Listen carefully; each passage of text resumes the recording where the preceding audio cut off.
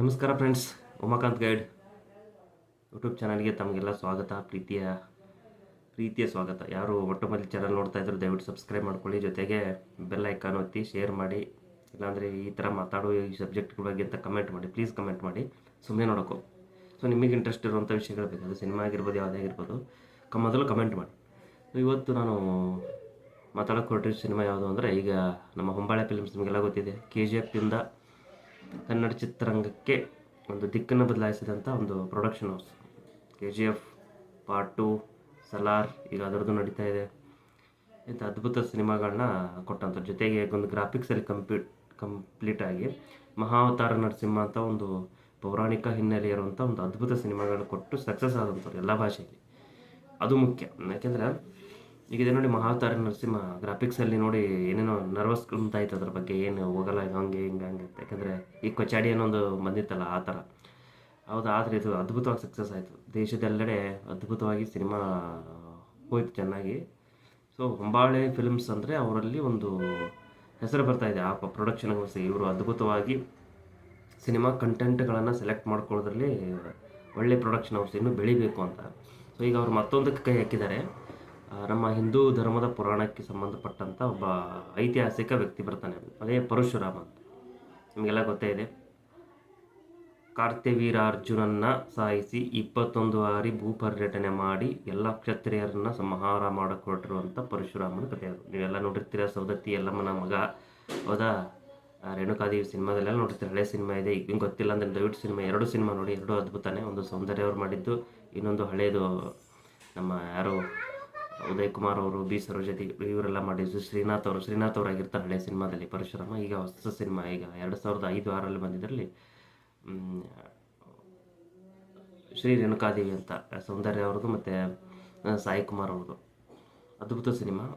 So ಈಗ ಅದೇ ಪರಶುರಾಮನ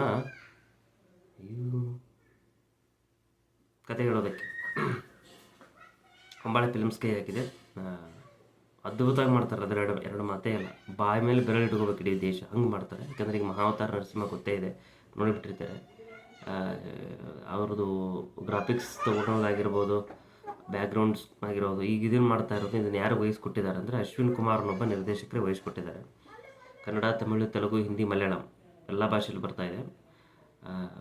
ಕತೆ ಬಗ್ಗೆ ಹೇಳೋ ಅವಶ್ಯಕತೆ ಇಲ್ಲ, ಎಲ್ರಿಗೂ ಗೊತ್ತಿರುತ್ತೆ. ಸೊ ಇದನ್ನು ಯಾಕೆ ನಾವು ಗೊತ್ತಿದ್ದು ನಾವು ನೋಡಬೇಕು ಅಂದರೆ ಸಿನಿಮಾ ಹೊಂಬಾಳೆ ಫಿಲಿಮ್ಸ್ ಮಾಡ್ತಾ ಇರೋದು ಇನ್ನೊಂದು, ಅವರು ಈಗ ಪೌರಾಣಿಕ ಐತಿಹಾಸಿಕ ಆ ಕಡೆ ವಾಲ್ತಿದ್ದಾರೆ. ದ ಬೆಸ್ಟ್ ಏನು ಬೆಳವಣಿಗೆ, ಅದು ಉತ್ತಮವಾದಂಥ ವಾತಾವರಣ ಕನ್ನಡ ಚಿತ್ರರಂಗಕ್ಕೆ ಸ್ಪೆಷಲಿ.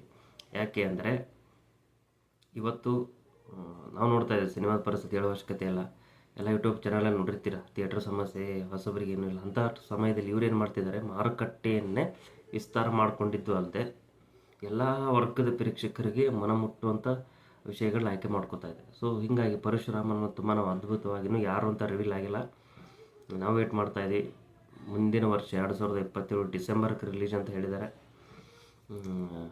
ಜೈ ಪರಶುರಾಮ ಅನ್ನೋಣ, ಥಿಯೇಟ್ರಲ್ಲಿ ನೋಡೋಣ, ಹರಸೋಣ. ಇನ್ನೂ ಅಷ್ಟು ಅದ್ಭುತ ಸಿನಿಮಾಗಳು ಬರಲಿ ಹೊಂಬಾಳೆ ಪ್ರೊಡಕ್ಷನಿಂದ. ನಮ್ಮ ಎಲ್ಲ ಐತಿಹಾಸಿಕ ಜೊತೆಗೆ ನಮ್ಮ ರಾಜರನ್ನ ಮುಟ್ಲಿ ಅಂತ ಹೇಳ್ತಾ ಇರೋದು ನಾವು. ಹೇಗೆಂದರೆ ಅಮೋಘ ವರ್ಷ ನೃಪತುಂಗನಂಥ ರಾಜನಂಥ ಕತೆ ಇನ್ನೂ ಗೊತ್ತಿಲ್ಲ, ಇಮ್ಮಡಿ ಪುಲಿಕೇಶ್ ಗೊತ್ತಿಲ್ಲ, ಇದನ್ನೂ ಟಚ್ ಮಾಡಲಿ.